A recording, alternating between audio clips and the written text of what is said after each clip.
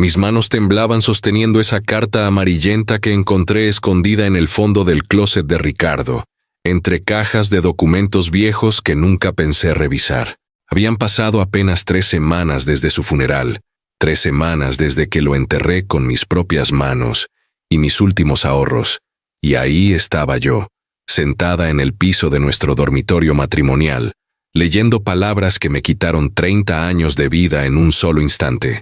Mi querida Sofía, comenzaba la carta. Sofía, ese nombre me atravesó como un cuchillo. Yo me llamaba Elena.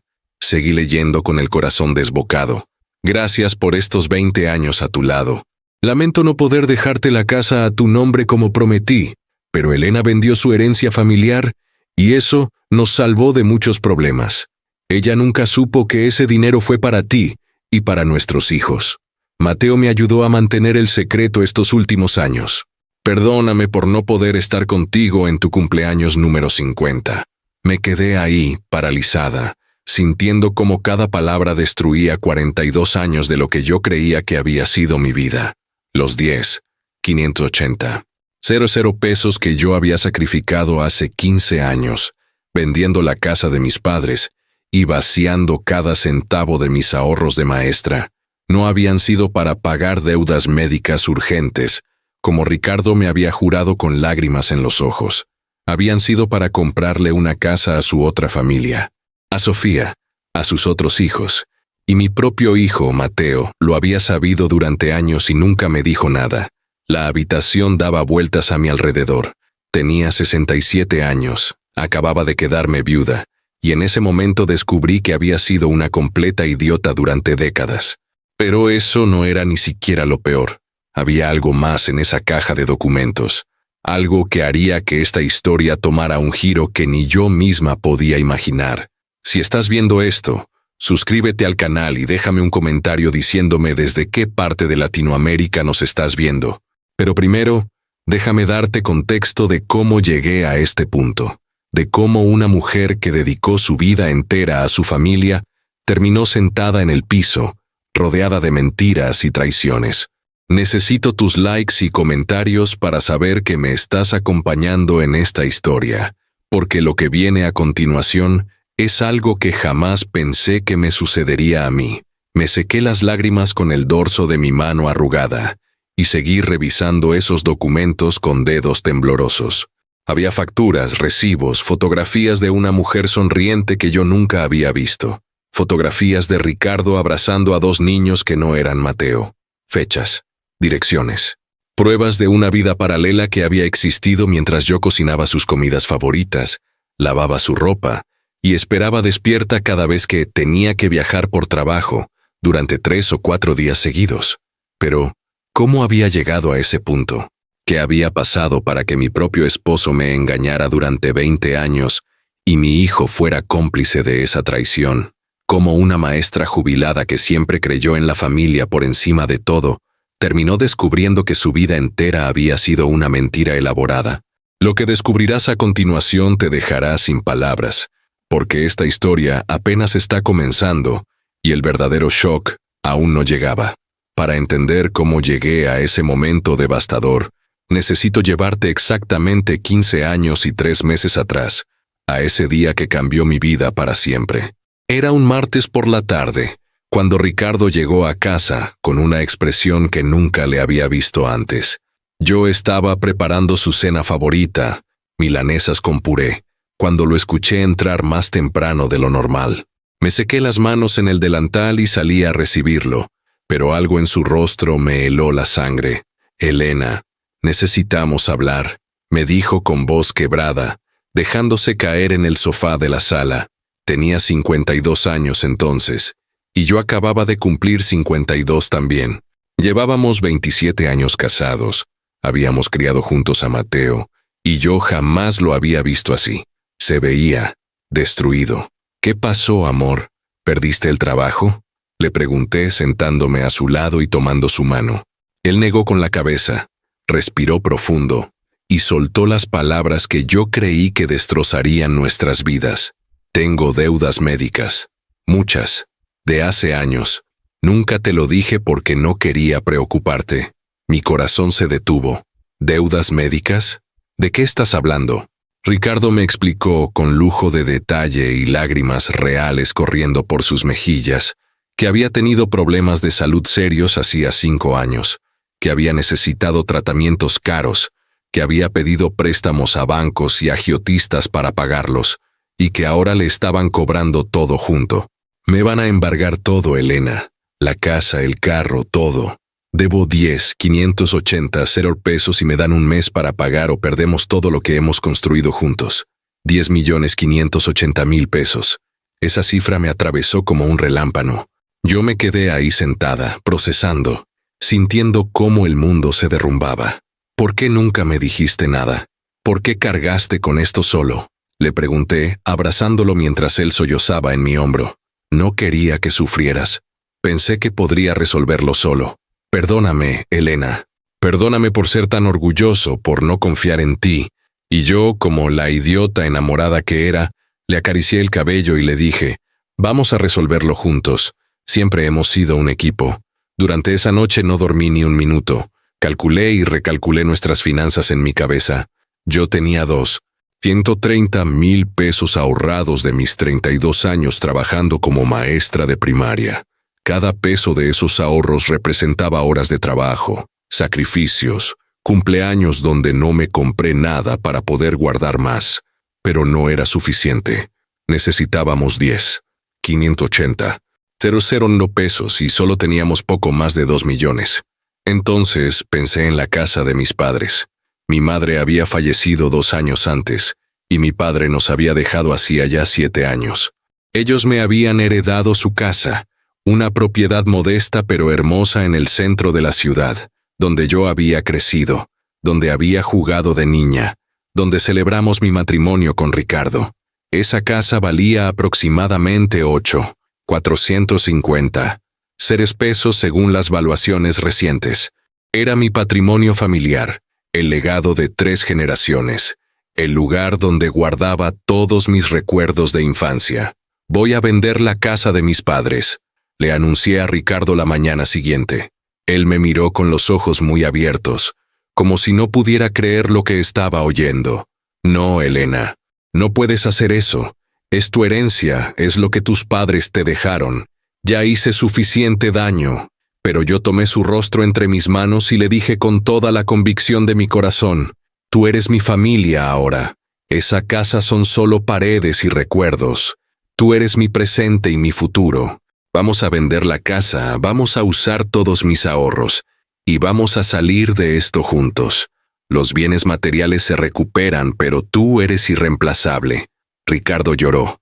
Me abrazó tan fuerte que casi no podía respirar. Me dijo que yo era la mejor mujer del mundo, que no merecía tanta bondad, que me amaría por siempre. Y yo me sentí noble, me sentí heroica, me sentí como la esposa perfecta que sacrifica todo por su familia. Qué estúpida fui, qué ciega estuve, porque mientras yo me sentía como una mártir haciendo el máximo sacrificio por amor, Ricardo estaba planeando cómo usar ese dinero para construirle una vida a su otra familia. El proceso de vender la casa de mis padres fue desgarrador. Cada habitación que vaciaba me arrancaba un pedazo del alma. Encontré las muñecas con las que jugaba mi madre de niña, las herramientas de carpintería de mi padre, las fotografías familiares de generaciones que ya no existían. Lloré mientras empacaba todo en cajas, mientras veía cómo extraños recorrían los pasillos donde yo había aprendido a caminar, mientras firmaba los papeles que transferían la propiedad a otra familia. Pero cada vez que la tristeza me abrumaba, pensaba en Ricardo, en salvarlo, en proteger nuestro matrimonio. Es solo una casa, me repetía como un mantra. Ricardo es más importante. La venta se concretó en 3 semanas. Recibí 456 pesos exactos en transferencia bancaria, sumados a mis 30,000 pesos de ahorros, teníamos exactamente 10,580,000 pesos. El día que le entregué ese dinero a Ricardo, él me miró con una expresión que en ese momento interpreté como amor profundo y gratitud infinita. Ahora, 15 años después, entiendo que era culpa mezclada con alivio de que su plan hubiera funcionado. Voy al banco a pagar todo hoy mismo, me prometió, besándome en la frente. Mañana empezamos de nuevo, sin deudas, limpios. Gracias por salvarme, Elena. Gracias por salvarnos. Yo me quedé en casa ese día, sintiendo una mezcla extraña de vacío y paz. Había perdido la casa de mis padres, había vaciado cada centavo de mis ahorros, pero había salvado a mi familia. O eso creía. Ricardo regresó esa noche con flores, una botella de vino barato y una sonrisa que yo interpreté como felicidad. Todo está resuelto, me anunció. Ya no debemos nada. Podemos respirar tranquilos. Brindamos esa noche por nuestro futuro, por los años que nos quedaban juntos, por haber superado la crisis. Yo me dormí en sus brazos sintiéndome como la esposa más amada del mundo.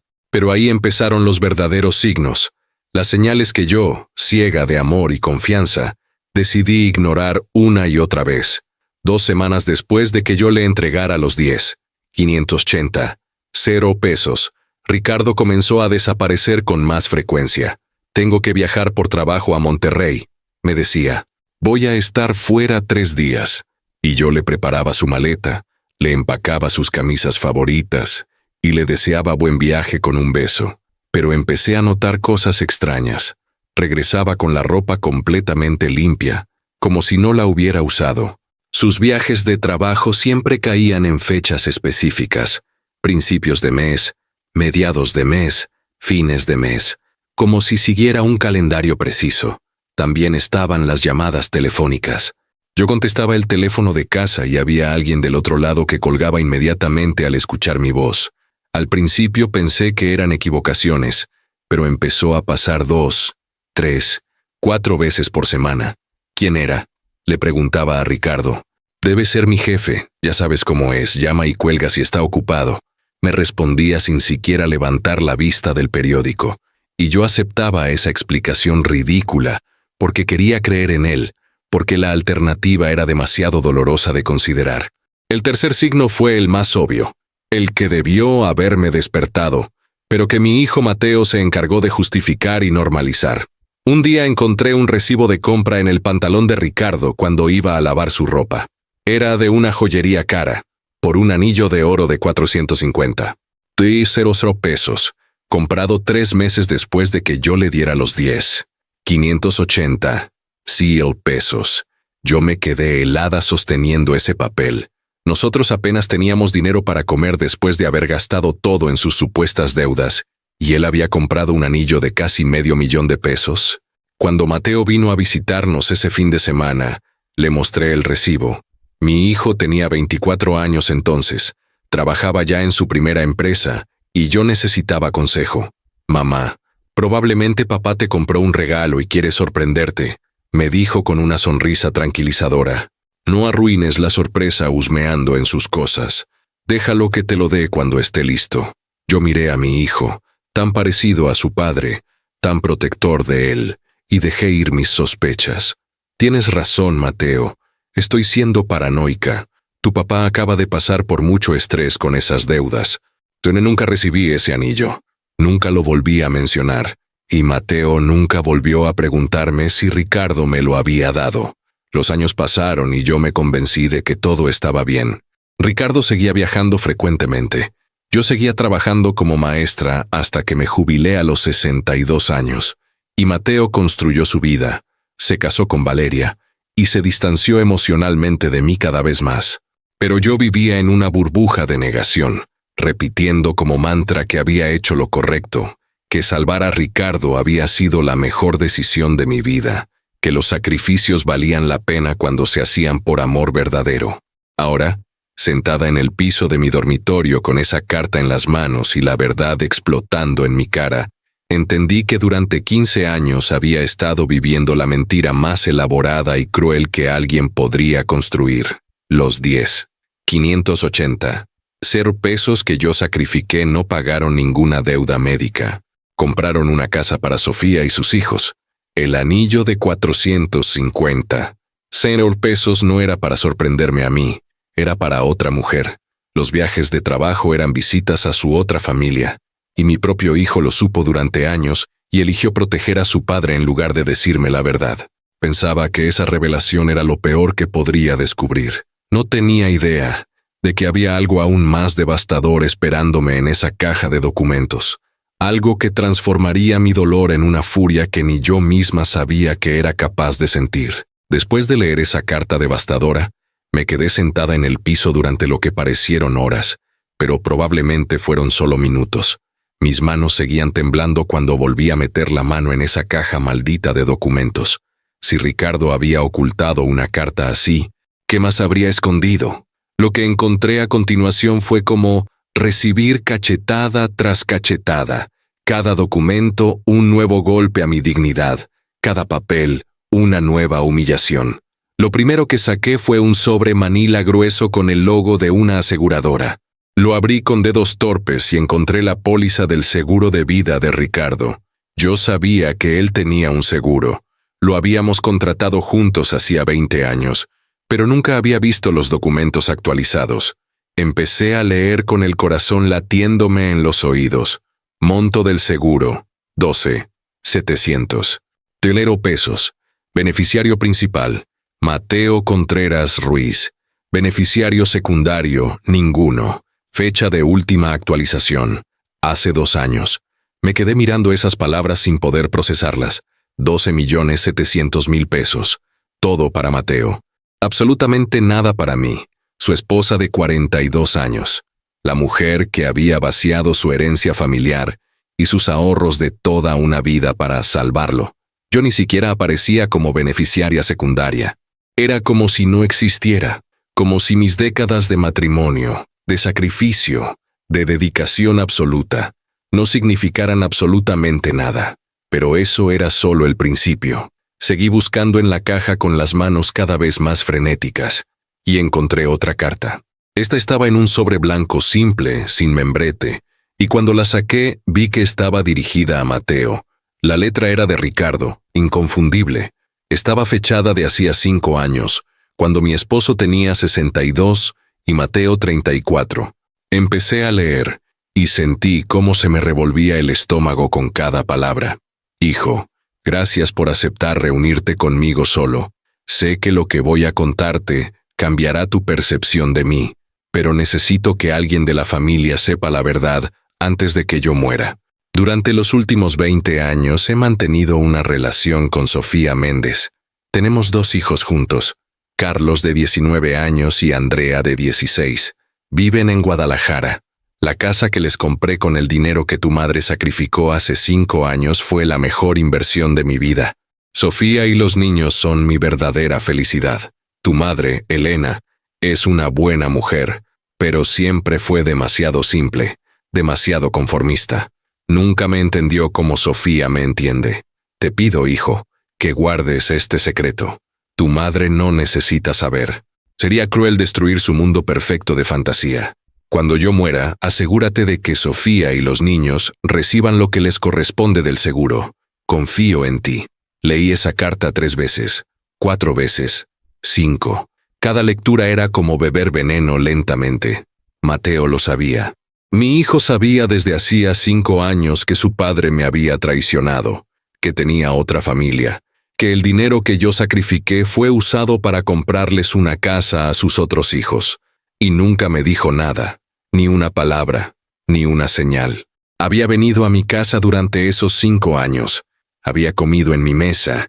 Había dejado que yo cuidara a sus propios hijos los fines de semana. Y todo ese tiempo guardó ese secreto atroz. Demasiado simple, demasiado conformista. Las palabras de Ricardo resonaban en mi cabeza como campanas funerarias. Yo era demasiado simple porque trabajé durante 32 años como maestra, en lugar de buscar una carrera más glamorosa. Era demasiado conformista porque me conformé con amarlo incondicionalmente, con cocinar sus comidas favoritas, con esperar despierta cada vez que viajaba por trabajo. Era demasiado simple porque sacrifiqué la casa de mis padres y todos mis ahorros sin hacer preguntas, confiando ciegamente en el hombre que prometió amarme hasta que la muerte nos separara. Me levanté del piso con las piernas temblorosas y tomé mi teléfono celular. Eran las 3 de la tarde de un jueves. Marqué el número de Mateo con dedos que apenas me respondían. Contestó al tercer timbrazo. Mamá, estoy en una junta. ¿Puede esperar? Su voz sonaba impaciente, molesta por la interrupción. No, no puede esperar, le dije con una calma que no sentía. Necesito que vengas a la casa ahora mismo. Encontré algo. Hubo un silencio largo del otro lado. ¿Qué encontraste? Su tono había cambiado. Ahora sonaba, nervioso. Ven y lo verás. O te leo las cartas de tu padre por teléfono ahora mismo. Tú decides. Mateo llegó 40 minutos después. Lo escuché tocar la puerta y me tomé mi tiempo para abrir. Cuando lo hice, él entró rápidamente, mirando a todos lados como si esperara una emboscada. ¿Dónde están las cartas?, me preguntó sin siquiera saludarme. Yo señalé la mesa del comedor donde había colocado cuidadosamente la carta dirigida a Sofía y la carta dirigida a él. También había puesto la póliza del seguro de vida. Mateo se acercó, vio los documentos, y el color desapareció de su rostro. Mamá, yo puedo explicar. Empezó a decir, pero yo levanté mi mano para silenciarlo. No, tú vas a escuchar primero. Durante 5 años guardaste el secreto de que tu padre tenía otra familia. 5 años, Mateo. Viniste a mi casa, comiste mi comida, dejaste que cuidara a tus hijos, y todo ese tiempo sabías que los 580, 0 pesos que yo sacrifiqué fueron para comprarle una casa a la amante de tu padre y a tus medio hermanos que ni siquiera sabía que existían. ¿Cómo pudiste? Mi hijo me miró con una expresión que nunca olvidaré. No era arrepentimiento, no era culpa, era molestia, como si yo fuera la que estaba haciendo algo inadecuado al confrontarlo. Mamá, papá me pidió que no te dijera porque sabía que no lo entenderías. Él te amaba, pero Sofía era diferente, más aventurera, más interesante. Y Carlos y Andrea son mis hermanos tanto como, bueno, son familia también. Más interesante. Repetí sus palabras sintiendo cómo la rabia empezaba a reemplazar al dolor. Tu padre me traicionó durante 20 años. Usó mi sacrificio para construirle una vida a su amante, y tú lo justificas diciendo que ella era más interesante. Y el seguro de vida, Mateo. 12.700.000 pesos todos para ti y nada para mí. ¿También eso lo sabías? Mateo respiró profundo y me miró directo a los ojos. Lo que dijo a continuación fue tan cruel, tan calculadamente hiriente, que sentí como si me arrancaran el corazón del pecho. Mamá, seamos honestos. Tú eras solo la que cuidaba la casa. Cocinabas, limpiabas, te asegurabas de que todo funcionara, pero no eras. No eras su verdadero amor. Sofía era eso. Y papá me dejó el seguro a mí porque soy su hijo, su legado. Tú ya tuviste 42 años con él. No es suficiente. Me quedé ahí parada, mirando a este hombre de 39 años que había salido de mi cuerpo, que había criado con cada gramo de amor que tenía, y no lo reconocí. Vete de mi casa, le dije con voz baja pero firme. Ahora. Mateo negó con la cabeza. Esta ni siquiera es tu casa, mamá. Es mía. Papá me la dejó a mí también. Legalmente hablando, tú eres la que está viviendo en mi propiedad. Esas palabras me golpearon como un balde de agua helada. ¿También la casa? Revisé la caja frenéticamente y encontré los papeles de la propiedad. Mateo tenía razón. Ricardo había transferido la casa a nombre de Mateo hacía 3 años, poco después de su jubilación. Yo había firmado papeles en ese entonces que Ricardo me dijo que eran para impuestos, pero en realidad había firmado la transferencia de nuestra casa al nombre de nuestro hijo. No tenía nada. Absolutamente nada. Ni herencia, ni casa, ni ahorros, ni siquiera derecho al seguro de vida de mi esposo. Los días siguientes fueron una nebulosa de humillaciones que se acumulaban una sobre otra. Valeria, mi nuera, apareció 2 días después del funeral de Ricardo con una propuesta. Elena, Mateo y yo hemos estado hablando. Esta casa es ahora legalmente de Mateo, y nosotros necesitamos el espacio. Tenemos 2 hijos y estamos pensando en un tercero. Pero no te preocupes, hemos decidido que puedes quedarte en el cuarto de huéspedes. Es pequeño, solo caben una cama individual y un buró, pero es mejor que nada, ¿verdad? Me quedé mirándola sin poder creer lo que estaba escuchando. El cuarto de huéspedes medía aproximadamente 10 metros cuadrados. ¿Me estás diciendo que después de 42 años de matrimonio, después de criar a tu esposo, después de sacrificar todo lo que tenía, voy a vivir en un cuarto de 10 metros cuadrados en mi propia casa? Valeria suspiró como si yo fuera una niña difícil. Técnicamente ya no es tu casa, Elena, y deberías estar agradecida de que te dejemos quedarte. A tu edad, ¿a dónde más irías? No tienes dinero, no tienes otra casa, no tienes nada. Pero la humillación máxima llegó el día del funeral de Ricardo, que yo organicé y pagué con los últimos 87 pesos que me quedaban en mi cuenta bancaria. Fue una ceremonia modesta en la funeraria del barrio. Yo había invitado a familiares y amigos. Había preparado todo con amor a pesar del dolor devastador que cargaba. Estaba de pie junto al ataúd, recibiendo condolencias, cuando vi entrar a una mujer que no conocía. Era elegante, de unos 50 años, vestida de negro, y venía acompañada de 2 jóvenes, un chico y una chica. Se acercaron directamente al ataúd. La mujer se persignó, tocó el cristal con la mano y empezó a llorar. Los 2 jóvenes la consolaban. Tranquila, mamá. Escuché que el chico le decía, papá está en paz ahora. Mamá, papá. Sentí que el piso desaparecía bajo mis pies. Eran Sofía, Carlos y Andrea.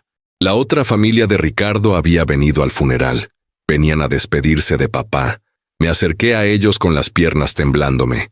¿Quiénes son ustedes?, pregunté aunque ya sabía la respuesta.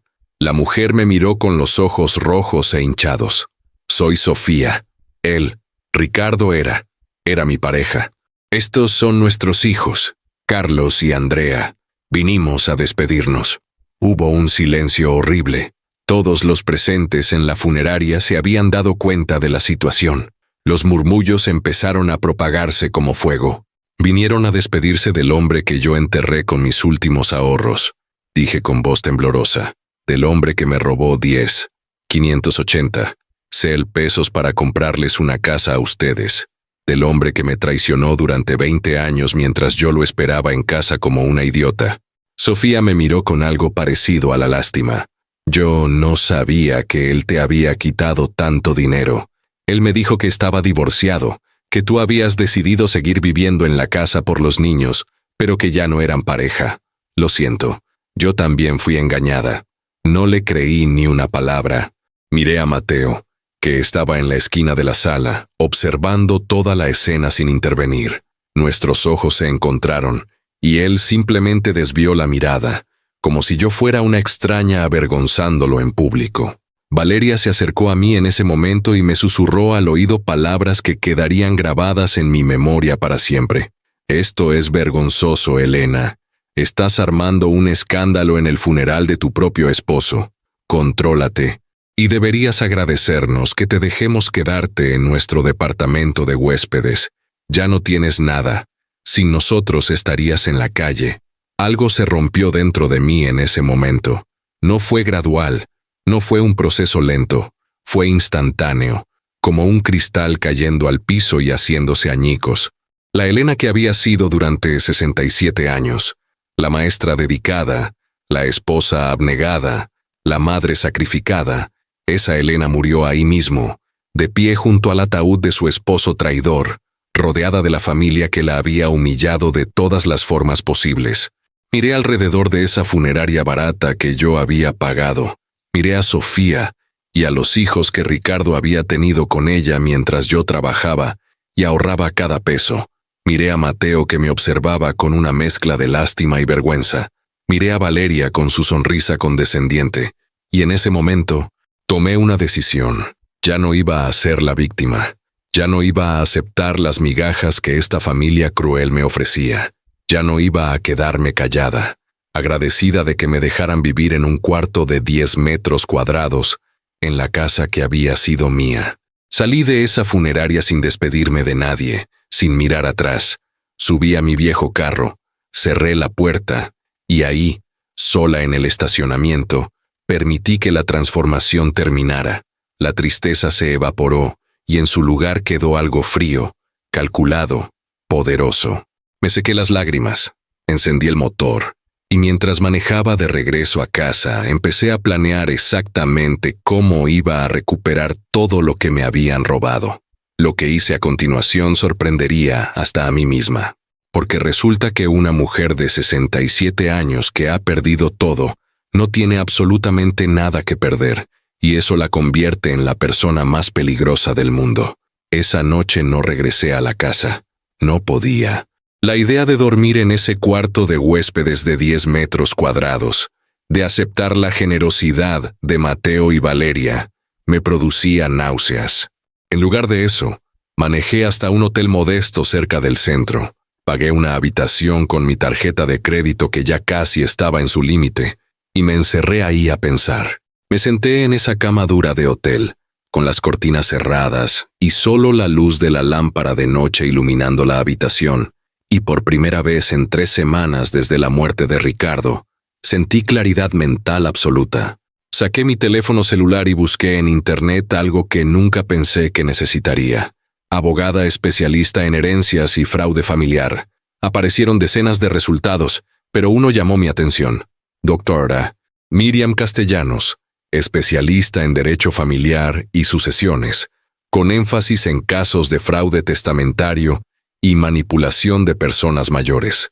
Tenía reseñas excelentes y su foto mostraba a una mujer de unos 50 años, con mirada seria y determinada. Protejo a las víctimas, no a los abusadores, decía su descripción. Anoté su número y decidí llamarla en cuanto amaneciera. No dormí esa noche. Me quedé despierta revisando una y otra vez todos los documentos que había sacado de la caja de Ricardo. La carta a Sofía, la carta a Mateo, la póliza del seguro de vida, los papeles de transferencia de la casa. Pero había algo más en esa caja que no había revisado completamente. Un sobre café viejo que estaba hasta el fondo. Lo abrí con cuidado y encontré algo que hizo que mi corazón latiera con fuerza. Un testamento. No era el testamento reciente que Mateo había presentado ante el notario 2 días después de la muerte de Ricardo. Este era un testamento antiguo, fechado hacía 22 años, cuando Ricardo tenía 45 y yo 45 también. Lo leí con manos temblorosas y sentí como una sonrisa comenzaba a formarse en mis labios por primera vez en semanas. En ese testamento antiguo, Ricardo me dejaba absolutamente todo a mí. La casa, el seguro de vida, sus ahorros, todo. Mateo era mencionado como beneficiario secundario, solo en caso de que yo muriera primero. Pero Mateo había presentado un testamento completamente diferente. Uno donde Ricardo supuestamente le dejaba todo a él directamente, saltándose a mí por completo. Yo había estado tan destrozada por la muerte de Ricardo, tan confundida por el dolor, que simplemente había aceptado cuando Mateo me mostró ese testamento oficial y me dijo que papá había cambiado sus deseos hacía unos años. Pero ahora, sosteniendo este testamento antiguo en mis manos, entendí la verdad. O Ricardo había hecho 2 testamentos y nunca anuló el primero, o Mateo había falsificado el segundo. A las 7 de la mañana en punto, marqué el número de la doctora Miriam Castellanos. Contestó al segundo timbrazo con voz profesional y alerta. Doctora Castellanos, buenos días. Me presenté rápidamente y le expliqué mi situación en términos generales. Esposo fallecido, hijo que presentó testamento donde heredaba todo, pero yo había encontrado un testamento anterior donde yo era la beneficiaria principal. ¿Puede venir a mi oficina esta mañana a las 10? Me preguntó sin perder tiempo. Traiga todos los documentos que tenga. Llegué a su oficina 15 minutos antes de la hora. Era un despacho elegante pero sobrio en el piso 12 de un edificio corporativo. La recepcionista me ofreció café y me hizo pasar exactamente a las 10. La doctora Castellanos era más imponente en persona que en su foto. Me recibió con un apretón de manos firme y me invitó a sentarme frente a su escritorio de caoba oscura. Cuénteme todo desde el principio, me dijo, abriendo una libreta nueva, y no omita ningún detalle, por doloroso que sea. Durante las siguientes 2 horas, le conté toda mi historia. Los 10,580 pesos que sacrifiqué. La carta revelando la otra familia de Ricardo, el seguro de vida de 12,700, 1,000 pesos que Mateo heredaría solo. La casa transferida a nombre de Mateo sin mi conocimiento real. El testamento antiguo donde yo era la beneficiaria. El testamento nuevo que Mateo había presentado. La humillación en el funeral. Las palabras de Valeria. Todo. La doctora Castellanos tomaba notas rápidamente, deteniéndome de vez en cuando para hacerme preguntas específicas. Cuando terminé mi relato, ella dejó su pluma sobre el escritorio y me miró directo a los ojos. Elena, lo que le voy a decir tal vez suene duro, pero necesita escucharlo. Su hijo y su nuera han cometido varios delitos potenciales.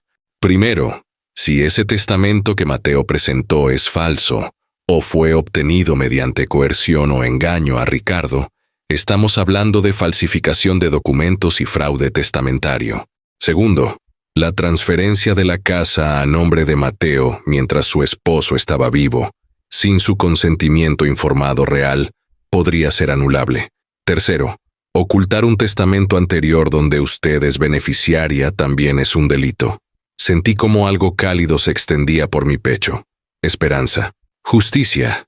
Poder. ¿Qué puedo hacer?, pregunté con voz temblorosa. La doctora Castellanos sonrió y fue una sonrisa de guerrera. Podemos hacer varias cosas.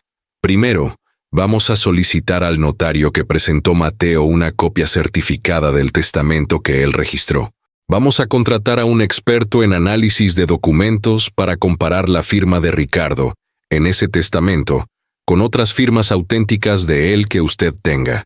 Si hay inconsistencias, podemos probar falsificación. Segundo, vamos a presentar el testamento antiguo ante el mismo notario y exigir que se investigue por qué existen dos testamentos contradictorios. Tercero, vamos a congelar el seguro de vida mientras esto se investiga.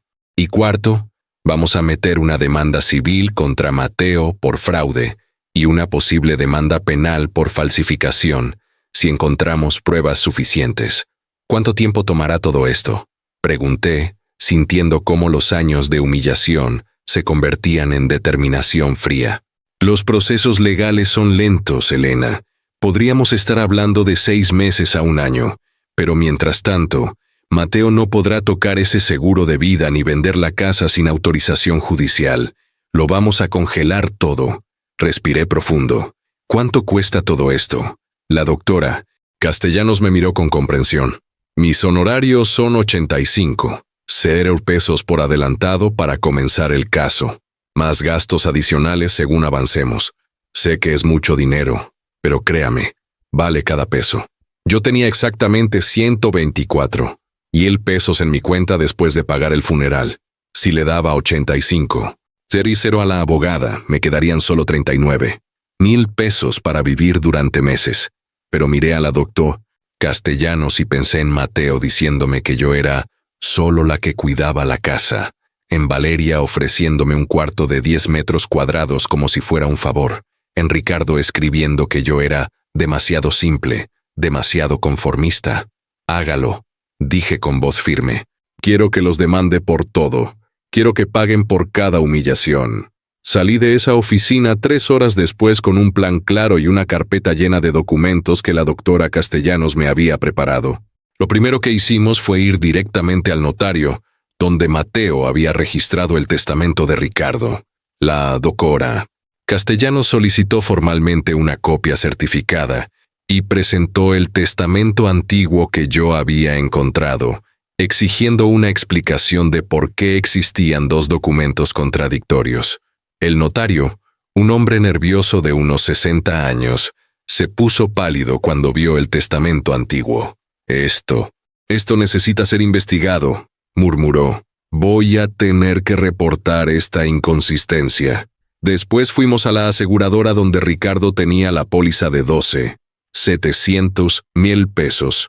La doctora Castellanos presentó una solicitud formal para congelar el pago del seguro hasta que se resolviera la disputa testamentaria.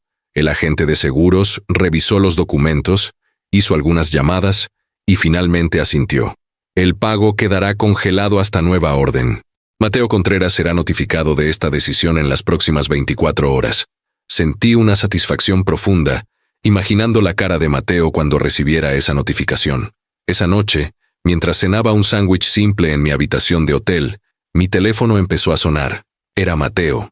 Dejé que sonara 4 veces antes de contestar. Sí, dije con tono neutro. ¿Qué demonios hiciste, mamá?, gritó del otro lado. Su voz sonaba histérica, desesperada. Acabo de recibir una notificación de que el seguro de vida de papá está congelado. Tú hiciste esto. Me recosté en la cama del hotel y sonreí. Sí, yo hice esto. Contraté a una abogada y descubrimos algunas inconsistencias muy interesantes en el testamento que tú presentaste, Mateo. Eres una malagradecida, gritó con tanta fuerza que tuve que alejar el teléfono de mi oreja. Papá te dio techo durante 42 años. Te dio una vida. Y así le pagas, tratando de robarle su herencia a tu propio hijo. Me quedé en silencio por un momento, dejando que sus palabras resonaran. Luego hablé con voz calmada, casi dulce. Mateo, tu padre me robó 580. 0 pesos para comprarle una casa a su amante. Tú lo supiste durante 5 años y nunca me dijiste. Me dejaron un cuarto de 10 metros cuadrados en mi propia casa. Me humillaron en el funeral. Y ahora tú me llamas malagradecida. Qué interesante perspectiva.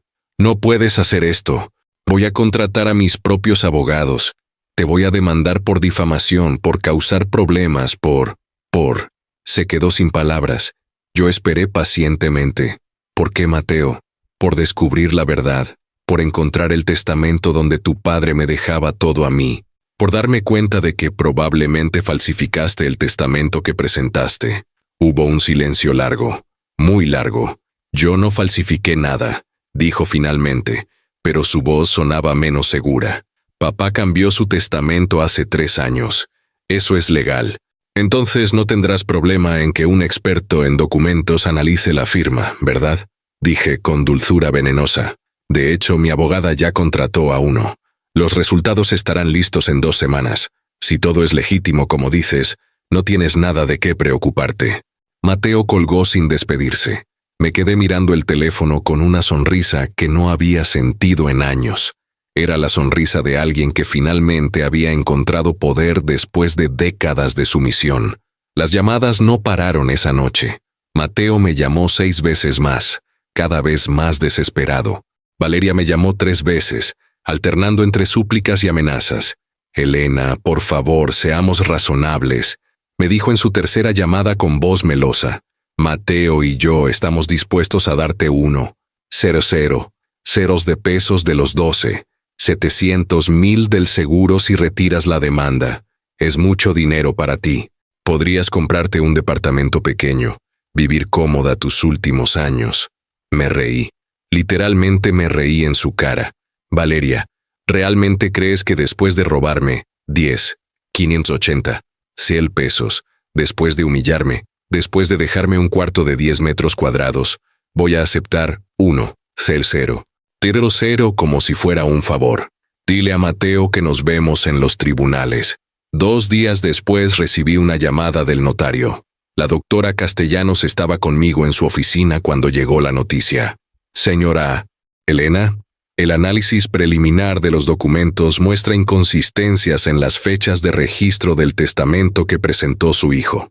El testamento que usted presentó está debidamente registrado con fecha de hace 22 años.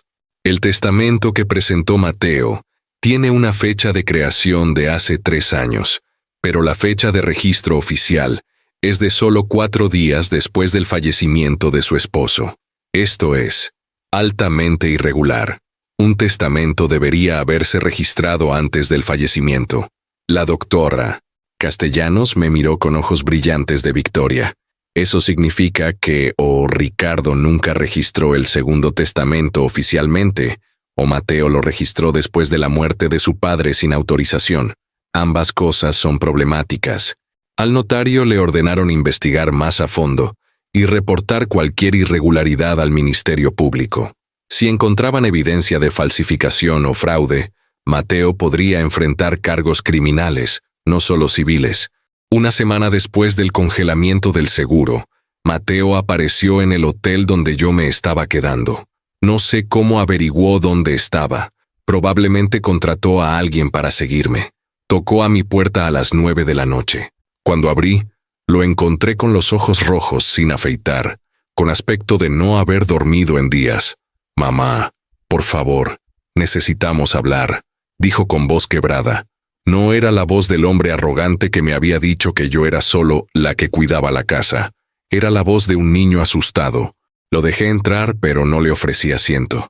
Él se quedó de pie junto a la puerta, retorciendo sus manos nerviosamente. «Mamá, yo cometí un error terrible. El testamento que presenté. Papá me lo dio en sus últimos días, cuando estaba muy enfermo, muy confundido. Me hizo firmarlo como testigo, y me dijo que lo registrara después de su muerte. Yo no sabía que existía otro testamento anterior, te lo juro». Lo miré sin expresión. «¿Y por qué no me dijiste que existía este testamento nuevo? ¿Por qué lo registraste a escondidas 4 días después de su muerte sin consultarme?» Mateo se derrumbó. Literalmente cayó de rodillas en el piso de mi habitación de hotel, porque Valeria me presionó. Ella dijo que tú ibas a gastar todo el dinero del seguro en tonterías, que yo era el hijo y merecía la herencia, que tú ya habías vivido tu vida. Yo fui débil, mamá. Fui codicioso. Vi esos 12, 700, 1000 pesos y pensé en todo lo que podríamos hacer con ese dinero. Lo siento mucho. Lágrimas reales corrían por sus mejillas, pero yo ya no era la Elena que se ablandaba con lágrimas. ¿Y la carta donde tu padre te confesó sobre Sofía hace 5 años? ¿También eso fue culpa de Valeria? Se quedó callado. Eso es diferente. Papá me pidió que guardara el secreto porque tú no lo entenderías. Él te amaba, mamá, pero también amaba a Sofía. ¿Es eso tan difícil de entender? Me senté en la cama y lo miré directo a los ojos. Mateo, tu padre usó los 580 pesos que yo sacrifiqué para comprarle una casa a su amante. Me traicionó durante 20 años. Y tú lo sabías y decidiste protegerlo a él en lugar de protegerme a mí, tu madre. Y ahora vienes aquí, de rodillas, pidiendo perdón no porque realmente te arrepientas, sino porque te atrapé. Porque los 700 pesos se te están escapando de las manos. Se quedó ahí arrodillado, temblando. ¿Qué quieres que haga, mamá? Dime qué quieres y lo haré. ¿Quieres el seguro completo? Es tuyo. ¿Quieres la casa de vuelta? Te la devuelvo. ¿Quieres que me disculpe públicamente? Lo haré. Solo por favor, retira los cargos. Si esto llega a lo criminal, mi reputación quedará destruida. Mi empresa quebrará. Perderé todo. Pensé por un momento en sus palabras. Pensé en los 5 años que guardó el secreto de la traición de Ricardo. Pensé en cómo me dijo que yo era solo la que cuidaba la casa. Pensé en Valeria ofreciéndome un cuarto de 10 metros cuadrados. No, dije finalmente, no voy a retirar nada.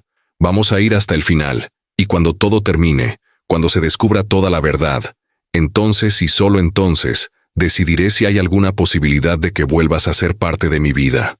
Mateo se levantó del piso con dificultad. Me miró con una mezcla de miedo y algo que podría haber sido respeto. Te subestimé, mamá. Todos te subestimamos. Caminó hacia la puerta, pero antes de salir se dio vuelta una última vez. Para que sepas, Valeria me está pidiendo el divorcio. Dice que yo arruiné nuestro futuro por no haber manejado bien el problema de la vieja. Así te llama ella, el problema de la vieja. Salió y cerró la puerta suavemente detrás de él. Me quedé sentada en esa cama de hotel, sintiendo algo que no había sentido en décadas. Me sentía poderosa, me sentía validada, me sentía por primera vez en mi vida como alguien que valía la pena respetar. Pero la batalla apenas comenzaba, y lo que vendría después pondría a prueba no solo mi determinación, sino también mi capacidad de perdonar. Los siguientes 3 meses fueron una montaña rusa de emociones, revelaciones y confrontaciones que pusieron a prueba cada fibra de mi ser. La doctora Castellanos trabajaba incansablemente en el caso, y cada semana traía nuevas noticias que confirmaban lo que yo ya sospechaba. Mateo había manipulado el testamento de Ricardo, y las consecuencias legales serían devastadoras para él. El experto en análisis de documentos entregó su informe 6 semanas después de que iniciáramos el proceso. Me reuní con la doctora Castellanos en su oficina para revisar los resultados. Elena, Las noticias son mejores de lo que esperábamos, me dijo colocando un folder grueso sobre su escritorio. El perito comparó la firma de Ricardo en el testamento que Mateo presentó con 15 diferentes documentos auténticos que firmó tu esposo a lo largo de los años.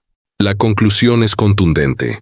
La firma en el testamento nuevo muestra inconsistencias significativas en el trazo, la presión del bolígrafo y ciertos rasgos característicos de la firma auténtica de Ricardo. Sentí cómo mi respiración se aceleraba. ¿Qué significa eso exactamente? La doctora Castellanos me miró con seriedad. Significa que existe una probabilidad del 87% de que esa firma sea falsificada o que fue obtenida cuando Ricardo no estaba en plenas facultades mentales para firmar documentos legales. Cualquiera de las dos opciones invalida completamente ese testamento. Las implicaciones de esto eran enormes.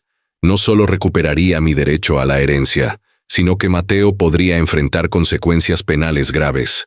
Durante esos meses, Mateo intentó contactarme 34 veces. Lo sé porque conté cada llamada, cada mensaje, cada correo electrónico desesperado. Al principio sus mensajes eran agresivos, llenos de amenazas legales y acusaciones de que yo estaba destruyendo a mi propia familia. Mamá, esto es ridículo. Vas a quedar como una mujer amargada que arruinó a su único hijo por dinero. ¿Así quieres que te recuerden? Decía uno de sus mensajes de texto. Pero conforme pasaban las semanas y las evidencias se acumulaban en mi favor, el tono de sus mensajes cambió drásticamente. Mamá, por favor, contéstame. Necesitamos hablar. Podemos resolver esto en familia, sin abogados, sin escándalos. Yo no respondí ni uno solo. Cada mensaje ignorado era una pequeña victoria, una reafirmación de que ya no era la Elena sumisa que aceptaba cualquier migaja que le ofrecieran. La situación de Mateo se deterioró rápidamente en otros aspectos de su vida. Supe por mi cuñada Patricia, hermana de Ricardo, que siempre había sido amable conmigo, que la empresa de Mateo estaba perdiendo clientes importantes. Elena, se corrió la voz en el círculo empresarial de que Mateo está enfrentando acusaciones de fraude testamentario, me contó por teléfono una tarde. Varios de sus socios comerciales están cortando lazos con él. Dicen que si es capaz de engañar a su propia madre, ¿qué les haría a ellos? La reputación que Mateo había construido durante 15 años se estaba desmoronando en cuestión de meses. Valeria, como Mateo me había advertido, efectivamente inició los trámites de divorcio. Patricia me contó que Valeria había contratado al abogado divorcista más agresivo de la ciudad y estaba exigiendo el 50% de todos los bienes de Mateo, incluyendo su participación en la empresa y, irónicamente, su supuesta parte del seguro de vida de Ricardo. Ella le dijo a Mateo que si él hubiera manejado bien el problema de la vieja, como ella lo llamaba, ahora estarían disfrutando de casi 13 millones de pesos, en lugar de enfrentando juicios y bancarrota. Me relató Patricia con disgusto evidente en su voz. 2 meses y medio después de iniciar el proceso legal, recibí una citación para una audiencia preliminar en el juzgado familiar. Era la primera vez que vería a Mateo cara a cara, desde aquella noche en mi habitación del hotel. La doctora Castellanos me preparó exhaustivamente. Elena, mantén la calma sin importar qué diga Mateo o su abogado. No respondas a provocaciones. Deja que yo hable por ti. Tu papel es simplemente estar presente y confirmar los hechos cuando te lo pida el juez. El día de la audiencia me levanté a las 5 de la mañana. Me vestí con el traje negro que había usado para el funeral de Ricardo. Me peiné con cuidado y me maquillé discretamente. Quería verme digna, compuesta, fuerte. Cuando llegué al juzgado a las 9:45, Mateo ya estaba ahí con su abogado, un hombre corpulento de unos 55 años con aspecto intimidante. Mateo lucía terrible. Había perdido al menos 10 kilos, tenía ojeras profundas, y su traje caro se veía arrugado como si hubiera dormido con él puesto. Nuestros ojos se encontraron por un segundo. Vi en su mirada algo que nunca había visto antes. Miedo real. No era el miedo de un niño que teme ser castigado. Era el miedo de un hombre que ve cómo su vida entera se desmorona y no puede hacer nada para detenerlo. Desvió la mirada primero. Yo mantuve la cabeza en alto y entré a la sala de audiencias detrás de la doctora Castellanos. La audiencia duró 2 horas y media. El juez, un hombre serio de unos 60 años llamado Magistrado Héctor Sandoval, revisó meticulosamente todos los documentos: el testamento antiguo, el testamento que Mateo había presentado, el informe del perito en análisis de documentos, las fechas de registro, todo. Hizo preguntas específicas a ambas partes. Cuando me tocó hablar, le conté con voz clara y firme sobre los 10,580 pesos que había sacrificado, sobre la carta que encontré revelando la traición de Ricardo, sobre cómo Mateo había sabido durante 5 años y nunca me dijo nada. El abogado de Mateo intentó desacreditarme, sugiriendo que yo era una mujer mayor confundida que estaba malinterpretando documentos antiguos. Su señoría, mi cliente simplemente cumplió con los deseos de su padre como fueron expresados en el testamento válido más reciente. La señora Elena está atravesando un duelo complicado y, tristemente, ha decidido culpar a su hijo por su situación financiera, en lugar de aceptar que su esposo tomó decisiones que ella no aprueba. La doctora Castellanos se puso de pie con elegancia letal. Su señoría, el perito en documentos ha determinado con 87% de certeza que la firma en el testamento presentado por el señor Mateo es inconsistente con la firma auténtica del difunto. Adicionalmente, este testamento fue registrado 4 días después del fallecimiento del señor Ricardo, lo cual es altamente irregular. Y finalmente, existe un testamento anterior debidamente registrado, donde la señora Elena es la beneficiaria principal. La evidencia no miente, aunque el señor Mateo aparentemente sí. El juez ordenó un receso de 20 minutos. Durante ese tiempo, Mateo se acercó a mí en el pasillo del juzgado. Su abogado intentó detenerlo, pero él lo ignoró. «Mamá, esto se está saliendo de control», me dijo con voz desesperada y baja para que otros no escucharan. «El juez está del lado de tu abogada. Yo voy a perder todo. Por favor, todavía podemos arreglar esto. Te doy el seguro completo, te devuelvo la casa, te pago una compensación adicional de 2,0 de pesos por el dolor causado. Eso sería casi 15 millones en total. Pero por favor, retira los cargos antes de que esto llegue a lo penal». Lo miré fijamente. «¿Y qué pasa con los 5 años que guardaste el secreto de la traición de tu padre? ¿Qué pasa con haberme dicho que yo era solo la que cuidaba la casa? ¿Qué pasa con el cuarto de 10 metros cuadrados que tu esposa me ofreció como si fuera una caridad? Eso también tiene precio, Mateo». Él bajó la mirada, incapaz de sostener mis ojos. «Yo era un idiota, un hijo terrible, pero sigo siendo tu hijo, mamá. Tu único hijo. ¿De verdad vas a destruirme completamente?» Antes de que pudiera responder, la doctora Castellanos me tomó del brazo gentilmente. «Elena, no hables con él sin que yo esté presente. Es una táctica para conseguir información o una admisión que puedan usar en tu contra». Mateo retrocedió, sus ojos brillando con lágrimas no derramadas. «Está bien», dijo con voz quebrada. «Entiendo. Haz lo que tengas que hacer, mamá. Solo recuerda que alguna vez fui tu niño. Alguna vez me cargaste en brazos y me cantabas canciones de cuna. Ese niño todavía existe en alguna parte dentro de mí». Cuando regresamos a la sala de audiencias, el juez tenía su decisión. Después de revisar toda la evidencia presentada, he llegado a las siguientes conclusiones preliminares. Primero, el testamento presentado por el señor Mateo Contreras presenta irregularidades significativas que requieren investigación adicional, posiblemente criminal. Segundo, el testamento anterior presentado por la señora Elena Ruiz está debidamente registrado y no ha sido formalmente revocado mediante los canales legales apropiados. Por lo tanto, ordeno lo siguiente: el seguro de vida de 12,700 pesos permanecerá congelado hasta que se resuelva esta disputa. La casa actualmente a nombre del señor Mateo no podrá ser vendida, hipotecada o transferida hasta nueva orden. Y finalmente, ordeno que el Ministerio Público inicie una investigación formal sobre posible falsificación de documentos y fraude testamentario. Escuché un sonido ahogado venir del lado de Mateo. Cuando lo miré, Tenía la cabeza entre las manos. Su abogado le susurraba algo al oído urgentemente.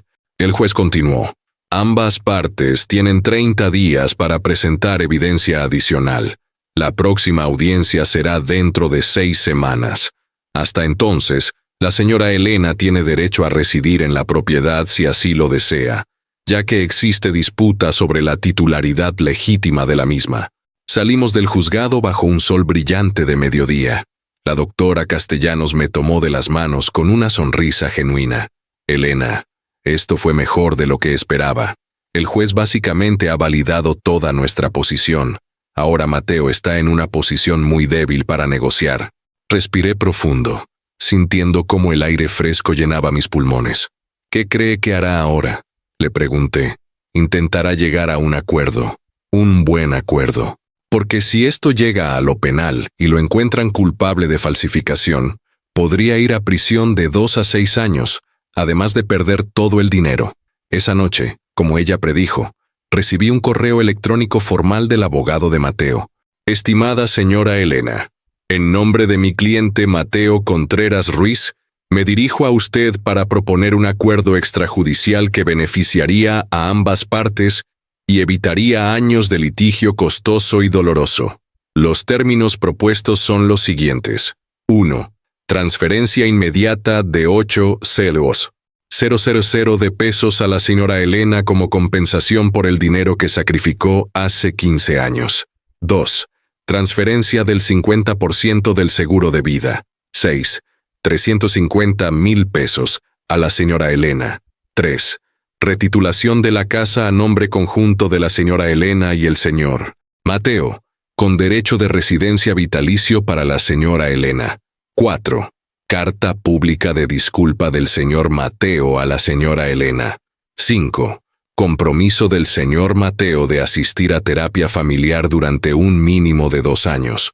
A cambio, solicitamos respetuosamente que la señora Elena retire todas las acusaciones civiles y penales contra el señor Mateo. Leí ese correo 3 veces. Era una oferta substancial.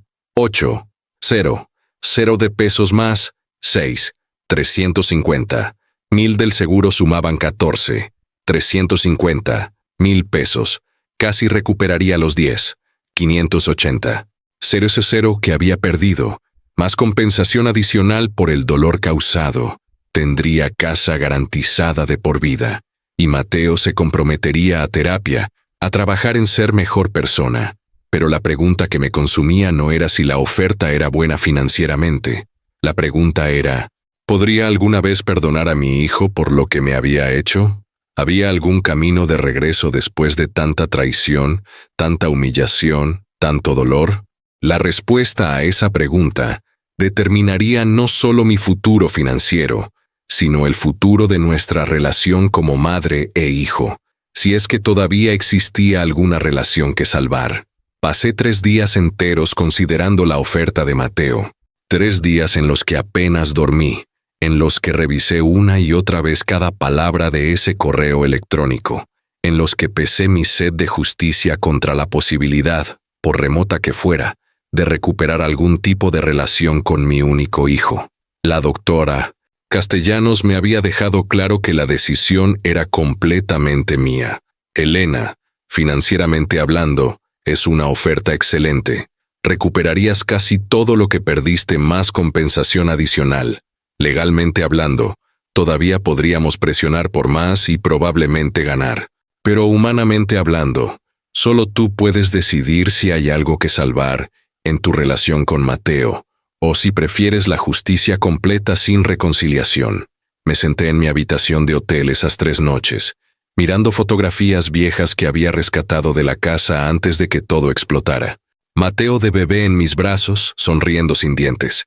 Mateo de 5 años en su primer día de escuela, con uniforme nuevo y mochila casi más grande que él. Mateo de 15 años graduándose de secundaria, abrazándome fuerte y diciéndome, «Gracias por todo, mamá, eres la mejor».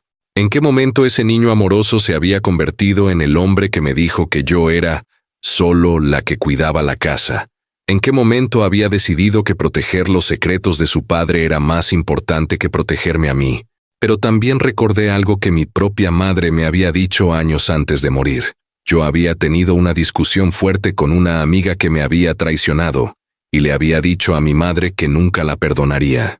Mi madre me tomó de las manos y me dijo: Elena, el perdón no es un regalo que le das al que te lastimó, es un regalo que te das a ti misma, porque mientras sigas cargando ese odio, ese resentimiento, esa sed de venganza, eres tú la que sigue sufriendo, no la otra persona.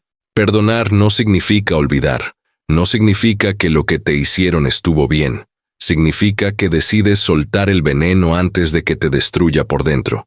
En ese momento, con 67 años y todo mi mundo destrozado, entendí profundamente lo que mi madre había querido decir. Yo podía destruir completamente a Mateo, podía llevarlo a la cárcel, quitarle hasta el último peso, asegurarme de que su reputación quedara en ruinas para siempre. Y una parte de mí, la parte herida y furiosa, quería exactamente eso. Pero otra parte de mí, la parte que todavía recordaba cómo se sentía cargar a mi bebé en brazos, la parte que había criado a ese niño con amor incondicional durante 39 años, esa parte se preguntaba: ¿qué gano realmente con su destrucción total? ¿Me hará sentir mejor? ¿Me devolverá los años perdidos? ¿Reparará el daño que Ricardo me hizo? Al cuarto día, llamé a la doctora Castellanos a su oficina. He tomado una decisión, le dije. Voy a aceptar la oferta de Mateo, pero con modificaciones adicionales. Nos reunimos esa tarde para elaborar nuestra contrapropuesta. La envié por correo formal esa misma noche. Los términos eran los siguientes: acepto los términos propuestos con las siguientes adiciones y modificaciones. 1. Los 8 de pesos de compensación se pagarán en su totalidad dentro de los próximos 30 días. 2. El 50% del seguro de vida. 6. 350,000 pesos. Se transferirá inmediatamente después del pago de la compensación.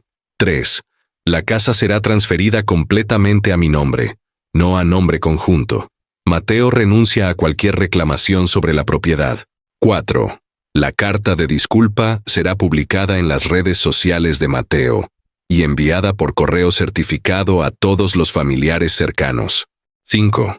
Mateo asistirá a terapia individual durante 2 años con un terapeuta que yo aprobaré, y a partir del 6º mes, si el terapeuta lo considera apropiado, iniciaremos sesiones de terapia familiar conjuntas. 6. Durante el primer año, el contacto entre nosotros será limitado a un encuentro supervisado mensalmente por el terapeuta. Después del primer año, si hay progreso genuino, podremos considerar contacto más frecuente. 7. Mateo deberá escribir una carta personal detallada, explicando por qué hizo lo que hizo, asumiendo responsabilidad completa sin excusas ni culpar a otros. 8. A cambio de todo lo anterior, retiraré las acusaciones civiles. Las acusaciones penales serán retiradas solo después de que se cumplan los primeros 4 términos, y el Ministerio Público confirme que no hay interés público en continuar la investigación. La respuesta llegó al día siguiente. El abogado de Mateo aceptaba todos los términos sin modificaciones. Mi cliente está profundamente agradecido por esta oportunidad de enmendar sus errores y reconstruir su relación con su madre. Todos los términos serán cumplidos según lo especificado. Los siguientes 2 meses fueron un torbellino de transacciones bancarias, firmas de documentos y procedimientos legales. El día que recibí la transferencia de 8 de pesos en mi cuenta bancaria, me senté frente a la computadora del café internet, mirando esos números durante casi 1 hora. 8 millones de pesos. No eran los 10. 580. Mel que había perdido, pero sumados con los 6. 350,000 del seguro que recibiría después, tendría 14. 350,000 pesos. Más de lo que había sacrificado. Podría comprar un departamento hermoso, invertir el resto, vivir con dignidad y seguridad el resto de mis años. La casa fue retitulada a mi nombre 3 semanas después. El día que fui al registro público a firmar los documentos finales, sostuve el título de propiedad en mis manos y lloré. No de tristeza, sino de algo más complejo. Era alivio mezclado con melancolía, victoria mezclada con pérdida. Porque sí, había recuperado mi patrimonio y mi dignidad, pero el precio había sido descubrir que mi matrimonio de 42 años fue una mentira y que mi hijo había sido capaz de traicionarme tan profundamente. La carta pública de disculpa de Mateo apareció en sus redes sociales un martes por la tarde. La leí con el corazón acelerado. Quiero hacer una disculpa pública a mi madre, Elena Ruiz. Durante los últimos años, he cometido errores imperdonables que la lastimaron profundamente. Guardé secretos que no debía guardar. Antepuse mi beneficio económico sobre su bienestar. La traté con una falta de respeto que jamás debió ocurrir. Mi madre sacrificó todo por nuestra familia, incluyendo 580. Teroí 0 pesos de su herencia y ahorros de toda una vida, y yo respondí a ese sacrificio con ingratitud, manipulación y crueldad. No tengo excusas. No puedo culpar a nadie más que a mí mismo. Estoy trabajando en terapia para entender cómo llegué a convertirme en alguien capaz de lastimar así a la persona que me dio la vida. Mamá, si estás leyendo esto, quiero que sepas que lo siento más de lo que las palabras pueden expresar. No espero tu perdón, pero espero algún día poder demostrarte que puedo ser el hijo que mereces. Los comentarios bajo esa publicación fueron brutales. Cientos de personas que conocían a Mateo del mundo empresarial comentaban su decepción, su disgusto, su pérdida de respeto por él. Algunos eran compasivos, hablando de segundas oportunidades y redención, pero la mayoría eran condenatorios. Leí cada comentario, sintiendo una mezcla extraña de satisfacción y pena. Satisfacción porque finalmente el mundo sabía la verdad. Pena porque ese hombre, siendo destrozado públicamente, era mi hijo, sin importar lo que hubiera hecho. La carta personal de Mateo llegó por correo certificado 2 días después. Era un sobre grueso de 10 páginas escritas a mano. Me preparé una taza de té, me senté en mi sofá nuevo en mi casa, que ahora era oficialmente mía, y comencé a leer. Las primeras páginas eran similares a la disculpa pública, pero más detalladas. Explicaba cómo Valeria lo había presionado constantemente durante años para que consiguiera más dinero de su padre. Cómo cuando Ricardo le confesó sobre Sofía hace 5 años, él había sentido que su mundo se derrumbaba, pero decidió guardar el secreto porque no quería destruir la imagen que tenía de papá. Pero las últimas 3 páginas eran diferentes. Eran más honestas, más crudas, más dolorosas de leer. Mamá, el terapeuta me ha hecho enfrentar una verdad horrible. Yo siempre sentí que papá te quería más a ti que a mí. Él era cariñoso contigo, atento, te traía flores, te decía cuánto te amaba. Conmigo era distante, crítico, nunca suficientemente satisfecho con mis logros. Cuando él me confesó sobre Sofía y sus otros hijos, una parte retorcida de mí se sintió validada, como si finalmente tuviera algo sobre ti, como si finalmente yo fuera el hijo que sabía más, que tenía poder que tú no tenías. Y cuando supe del testamento y del seguro de vida, vi una oportunidad de finalmente ser el centro de su atención, incluso después de muerto. Sé que esto suena enfermo. Sé que esto me hace sonar como un monstruo. Pero el terapeuta dice que tengo que ser completamente honesto si realmente quiero cambiar. Yo te lastimé no solo por codicia, mamá. Te lastimé porque en algún nivel retorcido sentía que tú le habías robado el amor que yo merecía de mi padre. Y ahora entiendo que eso es completamente falso y completamente injusto. Tú nunca me robaste nada. Tú me diste todo, y yo te pagué con traición. Terminé de leer esa carta con lágrimas corriendo por mis mejillas. Eran lágrimas complejas, porque finalmente entendía algo. Mateo no era simplemente codicioso o cruel. Estaba herido, igual que yo, pero de maneras diferentes. Ricardo nos había lastimado a ambos con su egoísmo, sus mentiras, su incapacidad de amar completamente a nadie. Y en nuestro dolor, en lugar de apoyarnos mutuamente, nos habíamos lastimado aún más el uno al otro. 8 meses después de recibir esa carta, tuve mi primera sesión de terapia familiar con Mateo. Nos reunimos en la oficina de la terapeuta, la doctora Lucía Mendoza, una mujer compasiva pero directa de unos 45 años. Mateo llegó 10 minutos antes que yo. Cuando entré a la sala de terapia, lo encontré sentado en uno de los 2 sillones individuales, con las manos entrelazadas nerviosamente. Se había dejado crecer la barba y había recuperado algo del peso que había perdido durante los meses de crisis. Se veía diferente, más humilde, tal vez, menos arrogante. «Hola, mamá», me dijo con voz suave cuando me senté en el otro sillón. «Hola, Mateo», respondí. La sesión duró 2 horas. La doctora Mendoza nos guió a través de ejercicios de comunicación. Nos hizo compartir nuestros sentimientos sin interrupciones. Nos ayudó a establecer límites saludables. Al final de esa primera sesión, Mateo me preguntó tímidamente si podía abrazarme. Lo miré durante un largo momento.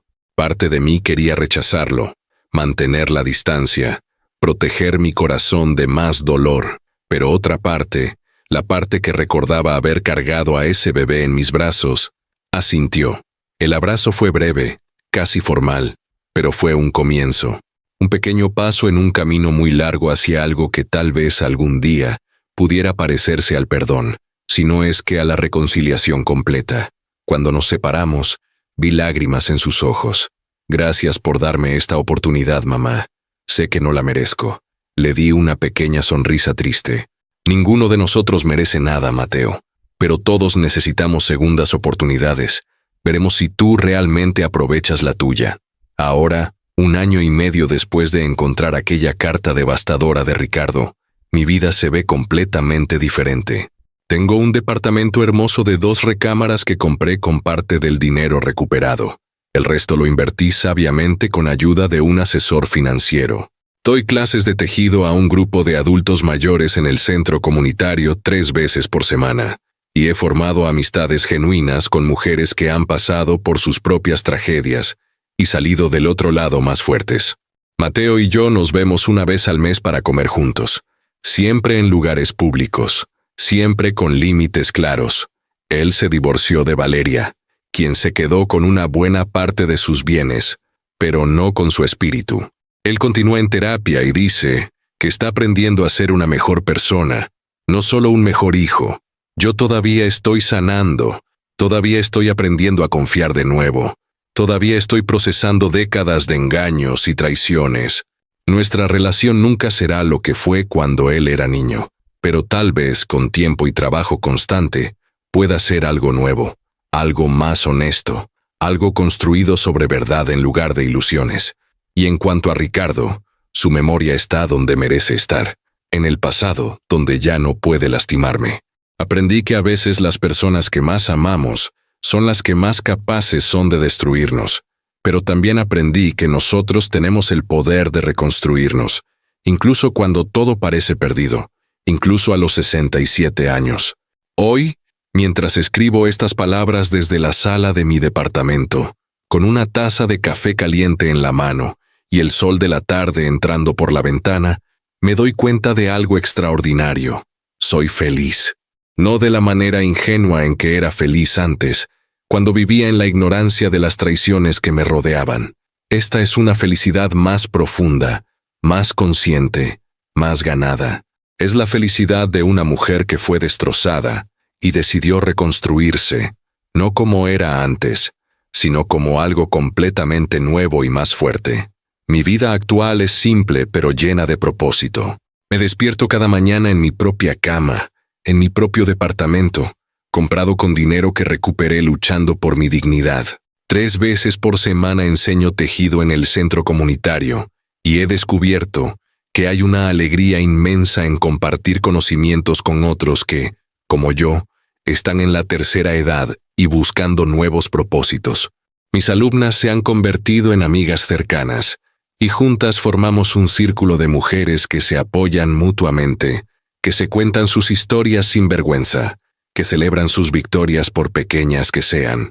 Los fines de semana camino por el parque cercano, alimento a los patos en el estanque, leo libros que siempre quise leer pero nunca tuve tiempo cuando estaba ocupada, siendo la esposa perfecta. He descubierto autores que me fascinan, géneros literarios que nunca exploré, mundos enteros que existían mientras yo vivía encerrada en mi pequeña burbuja de negación, y cada página que leo, cada historia que descubro, me recuerda que la vida es mucho más amplia de lo que yo alguna vez imaginé. Mi relación con Mateo continúa siendo complicada, pero hay progreso genuino. El mes pasado me invitó a cenar en su nuevo departamento, más modesto que el anterior, pero decorado con gusto. Cocinó para mí, algo que nunca había hecho en toda su vida adulta. La comida no estaba perfecta, la pasta quedó un poco pasada, y la salsa demasiado salada, pero el gesto significó más de lo que las palabras pueden expresar. Mientras comíamos, hablamos honestamente sobre el pasado, sobre el dolor, sobre cómo ambos estábamos aprendiendo a sanar. No fue mágico. No borró años de traición, pero fue real, y en este punto de mi vida, valoro la realidad honesta por encima de cualquier ilusión hermosa. Si pudiera hablarle a mi yo del pasado, a esa Elena de 52 años que estaba a punto de vender la casa de sus padres y vaciar sus ahorros sin hacer preguntas, le diría esto: nunca, jamás, sacrifiques todo por alguien que te oculta la verdad. El amor real, el amor que vale la pena, no requiere que te destruyas a ti misma, no requiere que entregues tu patrimonio, tu seguridad, tu dignidad. El amor verdadero te construye, no te desmorona. Y cuando alguien te pide que sacrifiques todo por amor, casi siempre es porque ellos no están dispuestos a sacrificar nada por ti. Pero también le diría que nunca es demasiado tarde para recuperar tu poder. A los 67 años, cuando todo parecía perdido, cuando me habían quitado todo lo que tenía, encontré una fuerza dentro de mí que no sabía que existía. Enfrenté a mi propio hijo, contraté a una abogada, peleé en los tribunales, recuperé lo que era mío. Y lo más importante, recuperé mi dignidad, mi voz, mi derecho a ser tratada con respeto. Si yo pude hacerlo a mi edad, después de décadas de sumisión, cualquiera puede hacerlo. La lección más importante que aprendí de todo esto es simple pero profunda. Tu valor no depende de cuánto te sacrifiques por otros. Tu valor es inherente. Existe independientemente de lo que des o dejes de dar. Y las personas que realmente te aman nunca te pedirán que pruebes tu valor destruyéndote a ti misma. Pasé 42 años de mi vida tratando de ser suficiente para Ricardo, sacrificando, complaciendo, aceptando migajas y llamándolas amor. Y al final, nada de eso importó porque él nunca me valoró de verdad. Pero ahora, finalmente, yo me valoro a mí misma. Y eso, descubrí, es lo único que realmente importa. Así que si estás viendo este video y te identificas con mi historia, si tú también has sacrificado todo por alguien que no lo merecía, si también te han traicionado las personas en quienes más confiabas, quiero que sepas esto: puedes recuperarte, puedes reconstruirte, puedes incluso en la tercera edad, comenzar de nuevo y crear una vida que valga la pena vivir. No será fácil, será doloroso, confuso, aterrador, pero del otro lado de ese dolor, hay una versión de ti que es más fuerte, más sabia, más auténtica que la persona que eras antes. Y esa persona, te prometo, vale todo el esfuerzo que requiere llegar hasta ella. Si te gustó mi historia, por favor suscríbete al canal, dale like a este video, y déjame un comentario contándome qué parte de mi historia resonó más contigo. Comparte este video con alguien que necesite escuchar que nunca es tarde para defender su dignidad. Y si quieres apoyar el canal para que pueda seguir compartiendo historias como esta, considera hacer un super thanks. Tu apoyo significa el mundo para mí. Gracias por acompañarme en este viaje. Gracias por escuchar mi historia. Y recuerda, tú vales más de lo que cualquier persona que te traicionó te hizo creer.